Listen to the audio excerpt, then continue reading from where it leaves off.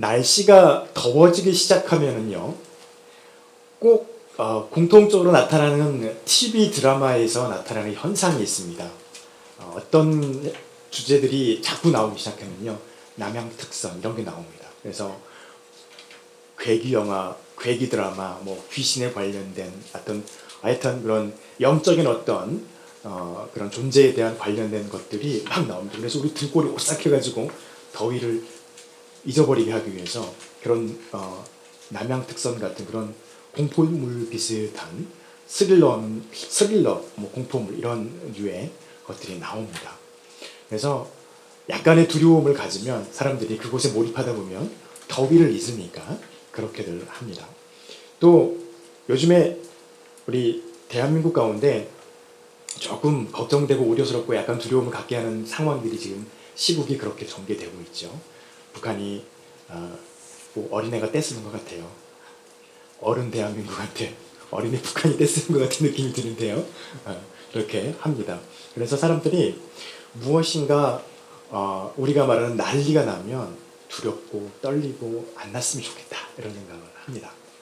그런데 이 전쟁보다도 사람들이 요즘에 다른 데는 잘 모르겠으나 비슷한 것 같아요. 저희 나라 안에서 제일 무서운 존재들이 있는데 아세요? 그 존재가 누구이신지? 그러니까 우리 권사님이 잠깐 이야기하신 것 같은데 중2병에 걸린 중학교 2학년이 제일 무섭습니다. 건드릴 수가 없어요. 이렇게 툭 건드리면 확 터집니다. 뭐 화라산 터지듯이. 그래서 너무 무섭습니다. 사춘기 아이들. 그래서 사춘기 중2병이 가면 건드리지 마 이렇게 말하죠. 그게 잘못 건드리면 터져 막 이럽니다. 중2가 무섭습니다. 이렇게 그 아이들이 어떤 분이 그렇게 썼더라고요. 청소년기, 사춘기를 다른 말로 우리 머리는 공사 중 이렇게 써놨어요. 그 책 제목이 생각이 납니다. 사춘기 아이들은 뇌가 공사 중이라는 거예요. 막 호르몬이 막 왔다 갔다 하면서 어떨 때는 화나고 어떨 때는 좋았다가 막 무슨 조울증 걸린 사람들처럼 왔다 갔다 한다는 거예요. 그래서 뇌가 막 공사 중이라는 거죠. 어른으로 가기 위해서. 그래서 그 말이 딱 맞는 것 같아요. 그런데 이거는 우스갯소리를 하는 것이고 사람들이 가장 두려워하는 게 있는데요. 그것이 무엇이냐면 내가 가는 그 길 끝에 아무것도 없으면 어떡할까? 라고 하는 그런 두려움입니다. 그것을 다른 말로 표현하면요. 내가 갔는데 그곳에 신이 계시지 않고 죽음 외에 어떤 세상을 꿈꿨는데 그곳에 아무것도 없다면 나의 삶은 얼마나 허탈할까? 라고 하는 그런 생각들을 갖게 되는 것이죠. 그래서 사람 안에는요. 신비라고 하는 것이 숨겨져 있습니다. 이 신비는 정말 대단합니다. 인간만이 신이라고 하는 존재를 찾아요. 없으면 만들어내요. 찾지 못하면 그것을 찾아서 만들어내서 그 신을 의지하려고 합니다. 이유는 무엇이냐면 아무리 인간이 신이 없다라고 하고 인간의 생명은 우리가 살고 있는 현세를 살면 그 다음엔 아무것도 없다. 그러니까 현세를 즐겁게 살자라고 하는 사람들도 막상 죽음이 맞닥뜨려지면 어떠한 신비로운 것을 발견하게 되고 자기들이 알 수 없는 무엇인가를 느끼게 돼서 두려움을 갖기 시작합니다. 그래서 인간들이 가장 두려워하는 것은요. 신이 나를 버리면 어떻게 할까라는 것입니다. 그래서 언젠가도 한번 말씀드린 것 같은데 소크라테스나 플라톤이나 아리스토텔레스나 이런 우리가 말만 들어도 너무나도 잘 알고 있는 그 사람들이 무슨 내용을 말했는지는 몰라도 그들의 이름은 뭔지 다 알아요. 그래서 그들의 직업이 철학자라는 것도 다 알아요. 그들이 왜 인생을 통 털어서 철학을 고민했을까요? 철학으로 고민한 게 뭘까요? 신이 어디 있나? 신은 존재하는가? 신이 존재한다면 인간과 어떤 관계를 갖고 있는 거지? 요거 가지고 평생 동안 고민한 거예요. 고민할 수밖에 없게 됩니다. 그들의 삶 앞에 이제 죽음이라고 하는 것이 닥쳐올 때는 불안한 것이 우리들의 기본적인 욕구입니다. 왜냐하면 하나님이 그렇게 만들어 주셨기 때문이죠. 오늘 139편 우리가 읽었던 7절부터 10절에 있는 이 말씀은요. 우리가 너무 잘 아는 말씀이에요. 예전에는 이렇게 번역이 되어 있었습니다. 내가 주의 신을 떠나 어디로 가오리까? 이렇게 번역이 되어 있었죠. 찬양으로도 우리가 많이 부르는 말씀입니다. 이 139편의 시편을 노래하고 있는 다윗의 상황이 참 녹록하지 않은 상황이거든요. 편안치 않은 사람이었습니다. 편안할 때는 자기가 죄를 짓고 하나님의 채찍을 맞기도 하고, 또 그렇지 않을 때는 자기 측근과 자기 심지어 아들에게까지 쫓겨다니면서, 심지어는 왕이 되기 이전에 기름 부음을 받고 사울 왕에게 쫓겨다녀서 블레셋에 가서 미친 척하면서 그렇게 연기를 해서 자신의 생명이 유지되어질 수 있었던, 참 이런 사람 안 살고 싶은 모델 중에 한 사람이에요. 안 살고 싶어요, 이런 사람은. 그런데 그가 시편 139편을 찬양합니다. 노래합니다. 그러면서 나를 살펴보시는 하나님이라고 고백하고 있는 전체 주제예요. 139편 1편에 그렇게 되어 있습니다. 여호와의 주께서 나를 살펴보셨으므로 나를 아시나이다. 다윗이 지금 이 고백을 하고 있는 것입니다. 하나님은 어떤 하나님이실까요? 다윗에게 뿐만 아니라 오늘 이 시간을 살아가는 저와 여러분에게도 하나님은 나의 임마누엘이시라는 것입니다. 1절에서부터 6절 읽진 않았습니다.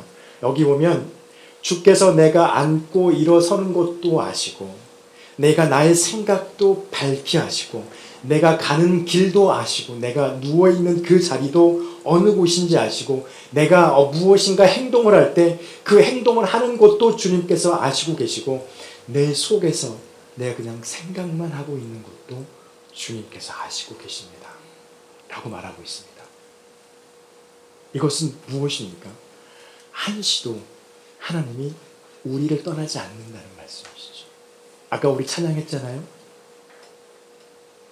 주께서 여기 임하셔서 하나님의 역사를 이루어 가십니다. 큰 길을 만드시고 큰 이적을 만드시고 어둠 속에서 빛을 비추어서 나에게 약속을 하신 것을 내가 이루겠다라고 선포하시고 계세요. 그런데 제가 이 찬양을 들으면서 눈물을 많이 흘리고 지금도 이 찬양을 하면서 주중에 이 찬양을 계속 하면 이 대목이 되면 눈물이 납니다. 비록 내가 느끼지 못해도 비록 내 눈에 보이지 않아도 일하고 계신 나의 하나님. 그 말이 참 제 마음을 위로합니다. 그래서 우리의 삶이 바뀌지 않는 것 같고 있는데 그 안에서 하나님 계속해서 나를 위해서 일하고 계신 하나님이시라는 거예요. 다윗의 이 고백은 무엇을 말하는 것일까요? 우리의 눈에 보이지 않지만 하나님께서는 우리의 외향의 삶의 모습과 내 속에 있는 생각까지도 하나님께서 들어오셔서 그곳에서 내 생각을 읽고 계시고 내 삶의 형태와 내 모든 행동을 다 지켜보시고 함께 가고 계신다는 것입니다. 그래서 결국에는 이렇게 하나님이 우리를 임마누엘 하시는 이유는요. 하나님이 우리를 살피시는 이유는요. 하나님의 뜻이 저와 여러분의 삶에서 나타나게 하시기 위해서라는 것입니다. 그래서 오늘도 저와 여러분의 삶 속에서 함께하고 계십니다. 그리고 7절부터 12절에서 우리가 읽던 말씀이죠. 여기서 다윗이 고백하는 하나님은요. 어디든 계시고 계시지 않은 곳이 아니 계시는 하나님을 찬양합니다. 우리는 이런 생각을 합니다. 천국에는 하나님이 계시겠죠? 지옥에 하나님이 계실까요? 선이 행해지는 곳에 하나님이 계시겠죠? 금나란 악이 행해지는 곳도 하나님이 계실까요? 이렇게 말할 때 여러분 마음속에 어떤 대답이 오십니까? 천국과 선이 행해지는 곳에는 하나님이 계실 거예요. 이걸 말하지 않고 계십니다라고 말할 수 있습니까? 지옥에 하나님이 계실까요? 금나란 악이 행해지는 그곳에 하나님이 계실까요? 라고 한 대답에서 여러분 그곳에도 하나님이 계십니다라고 자신 있게 대답하실 수 있으십니까? 설사 우리가 후자에 대한 대답을 망설인다 할지라도 성경은 고백합니다. 그곳에도 하나님이 계십니다. 다시 말하면요. 우리가 행복하고 기쁘고 편안할 때 하나님은 우리와 함께 하시고 우리가 힘들고 어렵고 우리의 삶이 곤고하고 우리가 너무나도 극렬하게 어려운 상황과 처지에 있을 때 마치 우리가 나락 바닥 한가운데 떨어져서 도대체 일어설 수 없는 힘이 없다라고 생각할 때 그곳에도 하나님이 계신다는 거예요. 그래서 다윗이 그렇게 고백하잖아요. 내가 주님의 신을 떠나서 다른 곳으로 도망쳐도 거기에는 하나님이 계시다는 거예요. 내가 하늘에 올라갈지라도, 이게 무슨 말입니까? 그리고 또 거기 계시고 내가 수월의 자리를 펼지라도 거기는 하나님이 안 계시겠지라고 내가 도망쳐 나가도 그곳에는 하나님이 여전히 계신다는 거예요. 임마누엘 하나님과 무소부재 하나님은 조금 차이가 있습니다. 임마누엘 하나님은 나와 밀접한 관계를 가지시고 나와 늘 함께 하시는 하나님이시죠. 무소부재라는 것은 어떤 걸 의미합니까? 하나님이 가지 못할 곳은 없다는 거예요. 임마누엘 하나님이 나와 함께 하신다 할지라도 하나님이 가지 못하는 곳이 생긴다면 내가 그곳에 들어가면 하나님이 나와 떨어지는 것이 되는 것이죠. 신이 아니죠, 이건. 하나님이 아니죠. 그래서 다윗이 그렇게 말하고 있죠. 거기서도 주의 손이 나를 인도하시고 주의 오른손이 나를 붙드시고 또 내가 말합니다. 내가 혹시 말하기를 흑암이 반드시 나를 덮는다고 내가 고백해도 그 속에서 빛을 비추시는 하나님. 우리에게는 빛과 어둠이 갈라지지만 하나님은 빛도 어둠도 상관이 없습니다. 빛도 하나님의 것이요 어둠도 하나님의 것이라는 것입니다. 그래서 영원한 세계에 계신 하나님, 우리와 멀리 떨어져 계신 하나님이 아니라 이 짧고 찰나의 순간, 불교의 용어긴 하지만 찰나의 순간이긴 하지만 우리가 하나님 앞에 우리의 인생을 살아가는 이 짧은 이 순간에도, 영원하지 않은 이 시간에도 하나님은 와 계신다는 것입니다. 그래서 오셔서 우리를 살피시고 계신다는 것이죠. 또 다윗은 고백합니다. 나를 살피시는 하나님은 나를 창조하신 하나님이라고 하는 거예요. 13절부터 18절에 있는 말씀인데요. 참 읽기에 조금 거북스러울 수도 있습니다. 주께서 내 내장을 지으시고 내 모태에서 나를 만드셨고 또 나를 지으심이 심히 기묘하고 주께서 하시는 일이 기이함을 내 영혼이 잘 아나이다. 내가 은밀한 데서 지음을 받고, 이 말은 무엇일까요? 15절에 내가 은밀한 데서 지음을 받고 땅의 깊은 곳에서 기이하게 지음을 받았다라는 말은 뭐냐면요, 나도 모르는 곳에서 하나님이 나를 만드셨다는 거예요. 그것을 내가 알지 못하는데 하나님은 그것을 알고 계신다는 거예요. 나를 그렇게 창조하신 하나님. 13절은 뭐잖아요? 모태에서 나를 만드신 하나님. 이 말씀은요, 마태복음 10장 30절의 예수님의 말씀과 연결이 되어 있습니다. 마태복음 10장에서 예수님께서 사람들과 제자들이 그렇게 말씀하시죠. 막 먹을 것 때문에 걱정을 합니다. 예수님 주변에 늘 항상 사람들이 많았으니까 그들을 먹이고 그들을 마시게 하는 것도 큰 일이었죠. 그냥 뭐 1, 20명 따라다니면 괜찮은데 보통이 뭐 1000명도 아니고 막 따라다녔으니까. 그렇죠? 예수님께서 산상수훈 할 때만 해도 몇만 명이었잖아요. 지금도 그 몇만 명이 이일 때 모이면 이 식당가 난리 납니다. 밥을 먹을 수가 없어요. 그거를 조달할 수가 없어요. 그런데 예수님이 그거를 조달하시죠. 그럴 때 늘 그런데도 불구하고 늘 이들은 예수님 앞에 먹을 것 때문에 걱정을 합니다. 입을 것 때문에 걱정을 합니다. 예수님께서 하셨던 말씀 기억하실 거예요. 하늘에 난 새를 보아라. 들에 피어있는 저 들꽃을 보아라. 저들이 언제 농사 지은 것 봤니? 길쌈하는 것 봤니? 안 하지? 하늘에 계신 아버지께서 그것들이 피고 먹고 살 수 있도록 보살피시기에 그들은 농사도 길쌈도 할 필요가 없다. 하물며 너희들일까 보냐라고 말씀을 하시는 것입니다. 이 말은 무엇일까요? 그러면서 하시는 말씀. 너희를 하나님이 어느 정도로 아시냐면 우리가 잘 고백하는 거죠. 알고 있는 내용이에요. 너희의 머리털까지 세신 바 되신 하나님이시다. 이렇게 말씀하시는 거예요. 다윗의 고백이에요. 내가 어머니의 배에서 만들어질 때 어떻게 만들어지는지 몰라요. 그 생명이 어떻게 만들어지는지 우리는 몰라요. 지금 과학이 많이 발달했대지만 모릅니다. 생명 창조는 지금도 할 수 없어요. 하나님의 것이니까. 내게 오셔서 우리를 살펴보시는 그 하나님이요, 나보다 나를 너무나도 더 잘하신다는 겁니다.